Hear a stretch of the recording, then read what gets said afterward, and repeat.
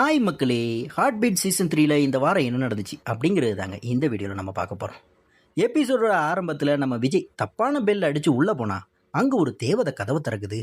அப்புறம் தான் தாத்தா கூப்பிட்டு கரெக்டான வீடு தான்ப்பா, இவங்க மேலே குடி வந்திருக்க அனு அப்படின்னு சொல்லி இன்ட்ரோ கொடுக்குறாரு. அனு கூட கையை கொடுத்துட்டு அவள் பேசுகிறத பார்த்துட்டு விஜய் சொல்லு விடுறாருங்க. தம்பிக்கு லவ் மண்டையில் ஏறிடுச்சு அப்படிங்கிறது தெளிவாக தெரியுது. மேலே ஏதோ சவுண்டு கேட்டதுமே அனு கிளம்ப தாத்தாவும் பார்த்தது போதும் வந்து உட்காரு அப்படின்னு சொல்லி விஜயை கலாய்க்கிறாரு. அதுக்கப்புறம் கட் பண்ணால் இங்கே காலேஜ் கேன்டீனில் செகண்ட் இயருக்கும் தேர்ட் இயருக்கும் பயங்கர வாய் சண்டைங்க. நம்ம மதுவும் நீ என்ன அம்மா பொண்ணா, வாங்க போய் வேடிக்கை பார்க்கலாம் அப்படின்னு சொல்லி அர்ஜுனை உசுப்பேத்தி கூட்டிகிட்டு போகிறாங்க. அங்கே போனால் வெறும் வாய் சண்டை தான் நடக்குது. இந்த சண்டையை பெருசாக்க ஒருத்தன் வேணுமே அப்படின்னு சொல்லி மது பிளான் பண்ணி அர்ஜுனை பிடிச்சி நடுவில் தள்ளி விடுறா. நம்ம அர்ஜுன் சும்மா இருப்பானாங்க. நான் காலேஜ் விட்டு போன அப்புறம் நீங்கள் இப்படி சண்டை போடுறத பார்த்து என் மனசு தாங்கலடா அப்படின்னு சொல்லி ஆற்றுன்னு ஆற்ற ஆரம்பிக்கிறாருங்க. அர்ஜுனோட தொல்லை தாங்க முடியாமல் அண்ணா தாயே ஆளை விடுங்கடா சாமி, இனிமேல் நாங்கள் சண்டையை போடலை அப்படின்னு சொல்லி ரெண்டு டீமும் கட்டி பிடிச்சி சமாதானம் ஆகி ஓடிடுறாங்க. அப்படியே கட் பண்ணால் மேலே துணிக்காய போட வந்த அனு ரீனாவை பார்த்து பேசுகிறா. நான் போட்டிக்கு வச்சிருக்கிறேன், ஒரு நாள் வாங்க அப்படின்னு சொல்லிட்டு. அன்றைக்கி உங்கள் வீட்டில் ஒருத்தரை பார்த்தனே, அவர் உங்கள் அண்ணாவா அப்படிங்கிற மாதிரி கேட்க ரீனா அவர் என் அப்பா அப்படிங்கிற மாதிரி குண்டை தூக்கப்படுறா. என்னது அப்பாவா அப்படிங்கிற மாதிரி அணுவும் ஷாக் ஆகுறா. அப்படியே அணுவுக்கு மேரேஜ் ஆகலை அப்படிங்கிற மேட்ரையும் மேலே வந்து விஜய் கிட்ட ரீனா போட்டு உடைக்கிறாங்க. அணுவுக்கு கல்யாணம் ஆகலை அப்படின்னு ரீனா சொன்னதுமே விஜய் மூஞ்சில் அப்படியே 1000 வாட்ஸ் பல்ப் எரியுது. இதை பார்த்ததுமே தாத்தா நல்ல குடும்பம்டா இதுதான் அப்படிங்கிற மாதிரி புலம்புறாரு. அதுக்கப்புறம் ஹாஸ்பிட்டலில் ரீனாவோட பேஷண்ட்டை வேற ஒரு டாக்டர் செக் பண்ணியிருக்காருங்க. இதை நினச்சி ரீனா கேன்டீனில் ஃபீல் பண்ணிக்கிட்டு இருக்க கதிர் வந்து காம்ப்ளிகேட்டட் கேஸில் செகண்ட் ஒப்பீனியன் வாங்குறது சகஜம்தான் அப்படின்னு சொல்லி நியாயத்தை பேச போக ரீனா அவன் மேலேயும் எகிரிட்டு போயிடுறா. அப்படியே கட் பண்ணால் பெங்களூரில் இருந்து வந்த தாத்தா கிட்ட ரதி பேசுகிறா. ரீனா விஜய் கூட சந்தோஷமாக இருக்கா, அவளுக்கு அதுதான் நிம்மதினா, நாம் விலகி இருக்கிறது தான் நல்லது அப்படின்னு சொல்லி ரதி ஃபீல் பண்ண. அப்படி சொல்லாத, கண்டிப்பாக உன்னை தேடி வருவா அப்படிங்கிற மாதிரி தாத்தா ஆறுதல் சொல்கிறார். கடைசியாக ஒரு 7 பேஷண்ட்டுக்கு கிரிட்டிக்கலான சர்ஜரி பண்ணணும் அப்படின்னு சொல்லி ஜூனியர் டாக்டர் பிளான் பண்ணிக்கிட்டு இருக்காங்க. ராகவ் நான் பொறுப்பேற்று பண்ணுறேன் அப்படிங்கிற மாதிரி கெத்தா சொல்கிறான். ஆனால் அங்கே வர்ற மானசா அவங்க ரொம்ப புவர் ஃபேமிலி, நம்ம ஹாஸ்பிட்டல் கட்டணத்தை அவங்களால கட்ட முடியாது, அதனால் அவங்கள ஜிஹெச்சுக்கு ரெஃபர் பண்ணிவிட்டு லாபம் வர்ற கேஸை மட்டும் பாருங்க அப்படிங்கிற மாதிரி அட்வைஸ் மழை பொழிகிறாங்க. அப்படியே கட் பண்ணா அங்கே அந்த 7 பேஷண்ட்டுக்கு காய்ச்சல் எகிரி நிலைமை ரொம்ப கிரிட்டிக்கல் ஆகுதுங்க. ராகவும் ஆராதனம் வந்து பார்த்துட்டு உடனே ஐவி போட்டு பேராவை போடுங்க அப்படின்னு சொல்லி சொல்கிறாங்க. பேஷண்ட்டோட ஒய்ஃப் கதறி அழுதுறதை பார்த்துட்டு மானசா மேடம் காசுக்காக ஒரு உயிரை அலட்சியப்படுத்துகிறாங்களே அப்படின்னு சொல்லி பசங்க செம கடுப்பாகிறாங்க. ஒரு வருஷத்துக்கு முன்னாடி இந்த ஹாஸ்பிட்டலில் இப்படி நடந்ததே இல்லை அப்படின்னு சொல்லி ஃபீல் பண்ணும்போது தான் அமலா தான் நமக்கு ஒரு நம்பிக்கை ரதி தான் அப்படிங்கிற மாதிரி அவங்க கிட்ட பேசுவோம் அப்படின்னு சொல்லி கூட்டிகிட்டு போகிறான். ஆனால் ரதி மேமோ மானசா எடுத்தது தான் ஃபைனல் டிசிஷன், நான் தலையிட முடியாது அப்படின்னு சொல்லி எமோஷனலாக கனெக்ட் ஆகாதீங்க அப்படின்னு சொல்லி கையை விரிச்சிடுறாங்க. இப்போ எல்லாருமே அப்செட்டாக போனால் அப்புறம் நம்ம ராக்கி மட்டும் தனியாக நின்று ரதி மேம் கிட்ட கெத்தாக கேட்குறாங்க. ஒரு வருஷத்துக்கு முன்னாடி அர்ஜுன் சார் வந்து காசு இல்லாதவன் செத்தா சாகட்டும் அப்படின்னு சொல்லி சொல்லியிருந்தா நீங்கள் சும்மா இருந்திருப்பீங்களா மேம்? இது ஆர்கே ஹாஸ்பிட்டல் மேம், நீங்கள் ஸ்டெப் எடுக்கலன்னா வேற யார் எடுப்பா அப்படிங்கிற மாதிரி கேடயத்தை தூக்கி தலைமையில போடுற மாதிரி கேட்டுட்டு போகிறான். அதுக்கப்புறம் எங்கள் ஸ்கூலில் திவி 30 மார்க் வாங்கினதை வச்சு ஒருத்தன் உங்கள் அம்மா சொல்லி தரலையா, இல்லை ஹாஸ்பிட்டல் போயிட்டாங்களா அப்படின்னு சொல்லி ரீனாவை பற்றியும் சேர்த்து வச்சு கிண்டல் பண்ணுறான். அவ்வளோதாங்க, நம்ம திவிக்கு காதில் புகை வந்துருச்சு. அவனை பிடிச்சி கீழே தள்ளி மேலே ஏறி உட்காந்து அடி பின்னி எடுத்துட்டான். இப்போ இந்த மேட்ரு HM ரூமுக்கு போகுதுங்க. இப்போ அந்த ரூமோட அந்த பையனோட அம்மா போலீஸ் கம்ப்ளைண்ட் கொடுக்க போகிறேன் அப்படின்னு சொல்லி கத்த தேவா வந்து சமாதானம் பேசுகிறாருங்க. அப்புறம் திவி கிட்ட கோபத்தால் எதையும் சால்வ் பண்ண முடியாதுமா அப்படின்னு சொல்லி அட்வைஸ் பண்ணி கூட்டிகிட்டு போகிறாரு. அப்படியே கட் பண்ணால் இங்கே பசங்க மேனேஜ்மெண்ட்டை எதிர்த்து சீக்கிரட்டாக ஆப்ரேஷன் பண்ண பிளான் பண்ணுறாங்க. நம்ம எல்லாரையும் ஒரே நேரத்தில் தூக்க முடியாதுடா, நாம் எல்லாருமே பேஷண்ட்டை காப்பாற்றினா ஹாஸ்பிட்டலுக்கு தானே நல்ல பேர் அப்படின்னு சொல்லி பிளான் போட்டு சிந்துவை வாசலில் காவலுக்கு நிறுத்திட்டு நைஸாக பேஷண்ட்டை ஓடி தூக்கிட்டு போகிறானுங்க. இந்த விஷயத்தை கேள்விப்பட்டு அருணாவும் டீமில் ஜாயின் பண்ணிக்கிறாங்க. சரண்யா மேம் வந்து தடுக்க பார்க்க நம்ம வினோத் மேம் ராகவ மூஞ்சில தான் அப்படி இருக்கும், சர்ஜரி மாசா பண்ணுவா மேம் அப்படின்னு சொல்லி காமெடி பண்ணி சமாளிக்கிறான். கடைசியில் ராகவ் தலைமையில் ஆப்ரேஷன் சக்ஸஸாக முடிஞ்சிருச்சுங்க. ஆனால் ஜீப் டாக்டர் வந்து மேனேஜ்மெண்ட்டுக்கு தெரியாமல் பிளான் போட்டது யார் அப்படின்னு சொல்லி வார்னிங் கொடுத்துட்டு போகிறாருங்க. அப்படியே கட் பண்ணா இங்கே கேன்டீனில் கதிர் கிட்ட ரீனா பேசிக்கிட்டு இருக்கும்போது சஞ்சனாவுக்கு பனிக்கூடம் உடஞ்சிருச்சு அப்படின்னு சொல்லி நர்ஸ் ஓடி வந்து சொல்கிறாங்க. ரஞ்சித்துக்கு கால் பண்ணவா அப்படின்னு சொல்லி கதிர் கேட்க அதெல்லாம் வேணாம், இந்த கேஸை நானே பார்த்துக்கிறேன் அப்படின்னு சொல்லி ரீனா கெத்தா அங்கேருந்து போகிறாங்க. கட் பண்ணா சர்ஜரி தியேட்டர் ரெடியான்னு நர்ஸுக்கிட்ட கேட்குற ரீனா உடனே ஆப்ரேஷனுக்கு ரெடி ஆகுறாங்க. கதிர் கொஞ்சம் பயத்தோட இது ரைட் டெசிஷன் தானா ரீனா அப்படிங்கிற மாதிரி கேட்க இங்கே இருக்கிற ஒரே டியூட்டி கைனகாலிஸ்ட் நான் தான், கண்டிப்பாக இதுதான் சரின்னு ரீனா தைரியமாக சொல்கிறாங்க. அப்போது கரெக்ட் டைமில் ரஞ்சித் கால் பண்ணி வாட்டர் பிரேக் ஆகியிருந்தா அது ரொம்ப காம்ப்ளிகேட் சர்ஜரி, நான் வந்துட்டே இருக்கேன் வெயிட் பண்ணு அப்படிங்கிற மாதிரி சொல்கிறார். ஆனால் ரீனாவோ ஹலோ சிக்னல் கிடைக்கல அப்படின்னு சொல்லி ட்ராமா பண்ணி ஃபோனை கட் பண்ணிடுறான். கதிர் டாக்டர் என்ன சொன்னார் அப்படிங்கிற மாதிரி கேட்க ரீனா அசால்ட்டா எனக்காக வெயிட் பண்ணாமல் சர்ஜரியை தொடங்கன்னு சொல்லிட்டாரு அப்படின்னு சொல்லி போய் சொல்லிட்டு சர்ஜரியை ஆரம்பிக்கிறாங்க. அதே மாதிரி இங்கே ஆர்கே ஹாஸ்பிட்டலில் சிஓ மானசா மேனேஜ்மெண்ட் பெர்மிஷன் இல்லாமல் காரியம் பண்ணியிருக்கீங்க அப்படின்னு சொல்லி டாக்டர் சரண்யா, ராகவ் அப்புறம் மற்ற டாக்டர்ஸ் எல்லாரையுமே கூப்பிட்டு வச்சு செம கோவமாக கத்துறாங்க. யாரோட ஐடியா இது அப்படின்னு சொல்லி மானசா கேட்க, ஆராதனா உண்மையை சொல்ல வரும்போது ராகவ் குறுக்க வந்து இது என்னோட ஐடியா தான் அப்படின்னு சொல்லி மொத்த பொறுப்பை ஏற்றுக்கிறார். உடனே அமலா, சிந்து, ராக்கின் எல்லாருமே இல்லை இது என்னுடைய ஐடியா அப்படின்னு சொல்லி மாற்றி மாற்றி கை தூக்குறாங்க. இதை பார்த்து கடுப்பான மானசா, எல்லாரும் சேர்ந்து கேம் ஆடுறீங்களா, உங்கள் எல்லாரும் மேலேயும் டிசிப்ளின் ஆக்ஷன் எடுக்க போகிறேன் அப்படின்னு சொல்லி வார்ன் பண்ணிவிட்டு, நல்ல வேலை அந்த பேஷண்ட் பழச்சிக்கிட்டான், ஆனால் ஹாஸ்பிட்டலுக்கு பெரிய ஃபினான்ஷியல் லாஸ் அப்படின்னு சொல்லி கோவமாக கிளம்பிடுறான். இங்கே சர்ஜரி தேட்டரில் ரீனா, நீ பிளட் லாஸ் மட்டும் பார்த்துக்கோ, நான் பேபியை சேஃபாக எடுத்துடுறேன் அப்படின்னு சொல்லி கதிர்கிட்ட சொல்லிட்டு வேலையை பார்க்குறாங்க. இன்னொரு பக்கம் ரஞ்சித் டிராஃபிக்கில் மாட்டிக்கிட்டு போலீஸ்கிட்டே மாட்டி டென்ஷன் ஆகி நான் ஒரு டாக்டர்னு சொல்லி ஃபாஸ்ட்டாக ஹாஸ்பிட்டலுக்கு வராரு.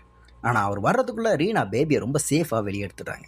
வந்த ரஞ்சித், கங்க்ராச்சுலேஷன்மா, பேபியை எடுத்துட்டியாமே, உன் டேலண்ட் மேலே எனக்கு என்றைக்குமே சந்தேகம் இல்லை, உன் ஹெல்த் மேலே தான் கவலை அப்படின்னு சொல்லி சொல்கிறார்.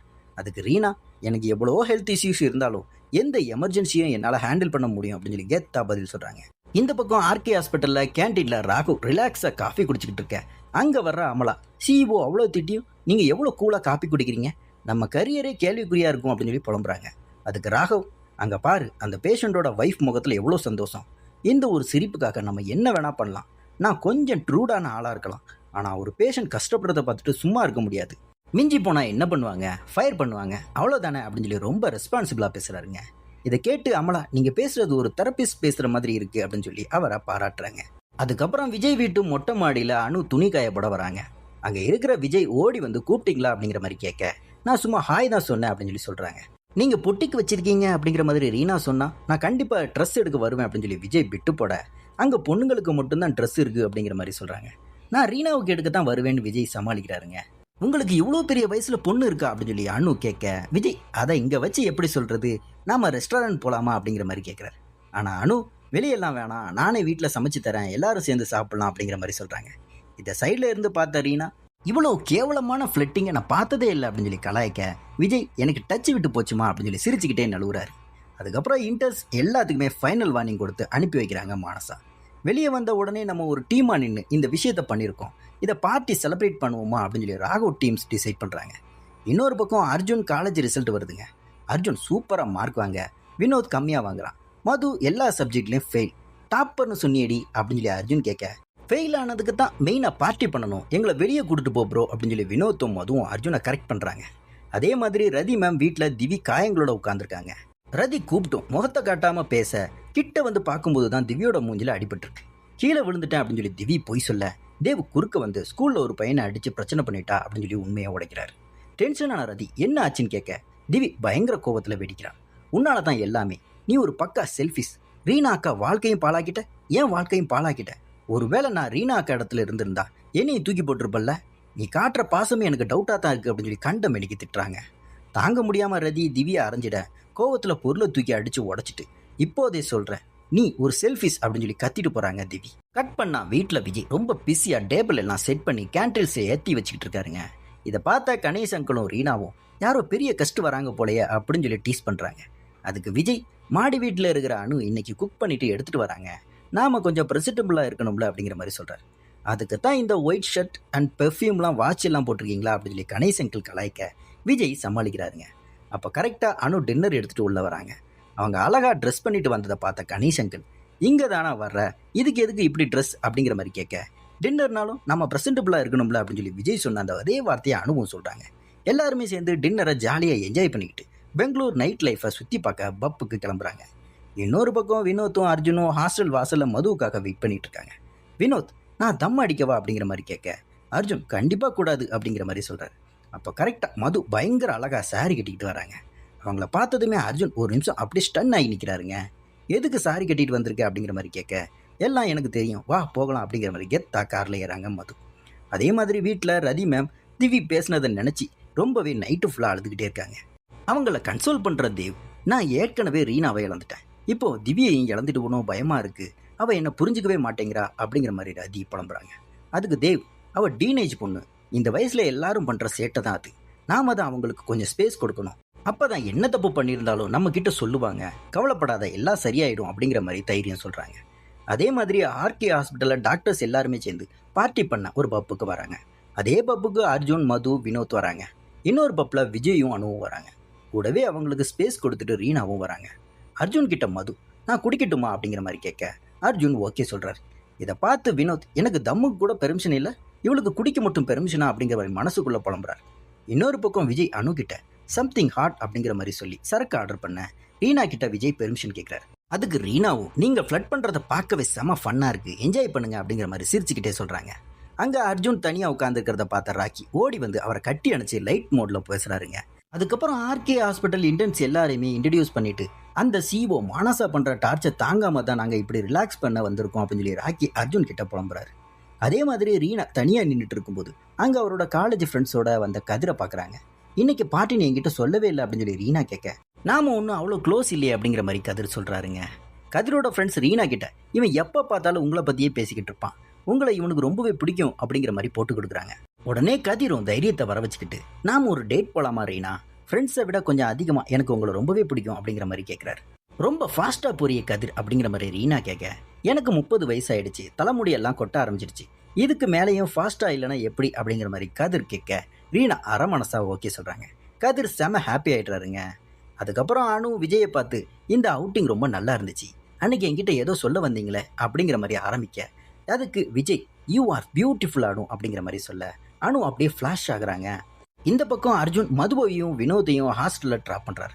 அப்போ மது, நான் உன்னை ஒரே ஒரு கிஸ் பண்ணிக்கவா அப்படிங்கிற மாதிரி கேட்க, அர்ஜுன் நீ குடிச்சிருக்க அதான் இப்படி பேசுகிற அப்படின்னு சொல்லி தடுத்து நிறுத்துறாரு.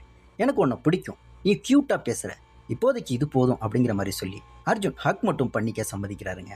ஆனால் டக்குன்னு ஹக் பண்ணிவிட்டு அர்ஜுன் கன்னத்தில் ஒரு கிஸ் அடிச்சுட்டு பாய் அர்ஜுன் சொல்லிட்டு மது ஓடிடுறாங்க. அதோட இந்த எபிசோட இங்கே முடிக்கிறாங்க. அடுத்த வாரம் ஹார்ட் பீட் சீசன் 3ல என்ன நடக்க போகுது அப்படிங்கிறது தெரிஞ்சுக்க நம்ம சேனலை சப்ஸ்கிரைப் பண்ணிட்டு பக்கத்தில் இருக்க பெல் ஐக்கானை கிளிக் பண்ணிக்கோங்க. இந்த வீடியோ உங்களுக்கு பிடிச்சிருந்துச்சுன்னா லைக் பண்ணுங்கள், ஷேர் பண்ணுங்கள், கமெண்ட் பண்ணுங்கள்.